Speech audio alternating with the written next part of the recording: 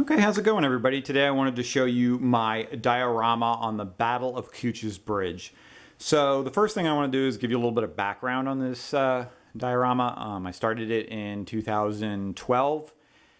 I worked on it for about a year, painting all the little figures and putting everything together, and I stopped making it in about 2013. But the thing is it's not finished. And I don't think I ever plan on finishing it. Now here we are, 2020, and I have done no work on it since then. It's possible I may go back to it at some point, but I think it's complete enough that it's worth showing.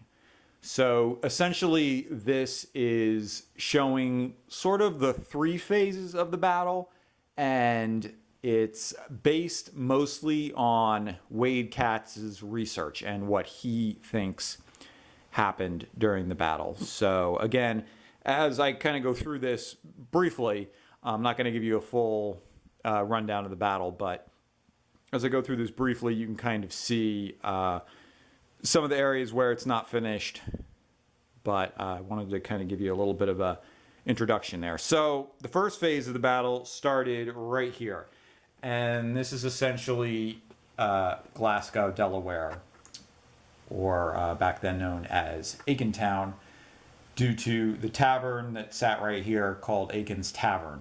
And so what I'm kind of depicting here is the Hessian forces moving north as they are being ambushed by Maxwell's light infantry. You can see here this is based on Johann Ewald's account, who was the Hessian commander at the time. And he said how 6 of his men had been killed or wounded, and I depicted them, falling off their horses. 6 men there being ambushed by Maxwell's light infantry. So the second phase of the battle would have been when General Howe, who I've depicted here down by Aiken's Tavern, would have sent his men to the north to try to flank the Maxwell's position.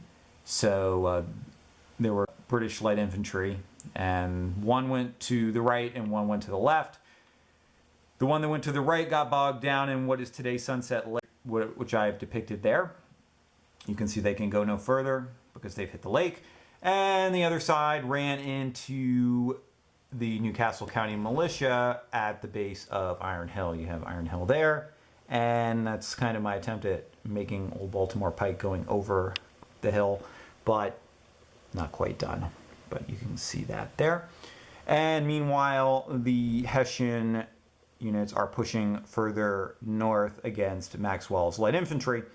Now, this bend right here, you can kind of see there's water there, and there's a bend right there. That would be basically the traffic light where the ShopRite is today, if you know where that is. And of course, the final phase of the battle here takes place at the bridge.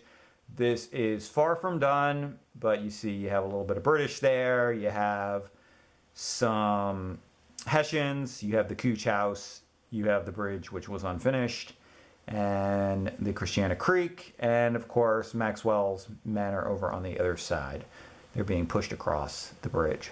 Now, again, this is not finished. I had intended on doing artillery and a whole bunch of other stuff. Also, back then, I didn't know quite as much as I know now about what the troops would have looked like. So this is not quite correct. I mean, I put Maxwell's men in hunting shirts. They probably weren't in hunting shirts. They were probably in civilian jackets. Not a big deal. Okay, now I want to show you how I match this diorama with the actual land and how close it is to the real land. The only thing that's going to be different is the actual soldiers are a lot bigger than they would have really been. But other than that, everything is pretty much to scale. That's because I took some maps and kind of overlaid them on this diorama. But anyway, that being said, so you can see there at the bottom, number 1, that would be where Glasgow is, or Aikentown. And then number 2 would be where the bend in the road is, the Old Cooch's Bridge Road.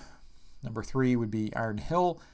And then number 4 would be where Cooch's Bridge is. Now I want you to remember that configuration because we'll move over to this next picture.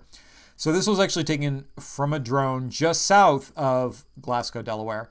And you can see how very similar the the land is. You could see one where that would be where Glasgow or Aiken Town was. You could see Pencader Presbyterian Church, and Aiken's Tavern would have been just to the north of that. So number 2 would be where the bend in the road was. There's that light there by the ShopRite. In fact, you can kind of see the ShopRite there a little bit.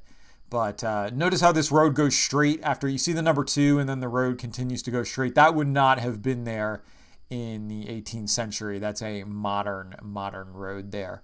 That's 896. So it would have been bent around, and you can see Glasgow High School between the 2 and the 4.